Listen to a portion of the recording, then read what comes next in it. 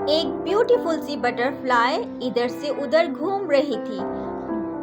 Butterfly का colour blue colour का था। वो इधर से उधर फ्लावर की तरफ घूम रही थी। ऐसा लग रहा था किसी चीज़ को तलाश कर रही है। फिर अचानक से उसकी ये तलाश ख़त्म हो गई क्योंकि उसको बहुत सारे ब्लू कलर के फूल नज़र आ गए। और फिर अचानक से उसने एक फूल पर मैजिक करना शुरू कर दिया। मैजिक करते हुए वो ब्लू कलर का फूल शाइन करने लग गया और वो ब्लू शाइन कर रहा था, बहुत प्यारा लग रहा था।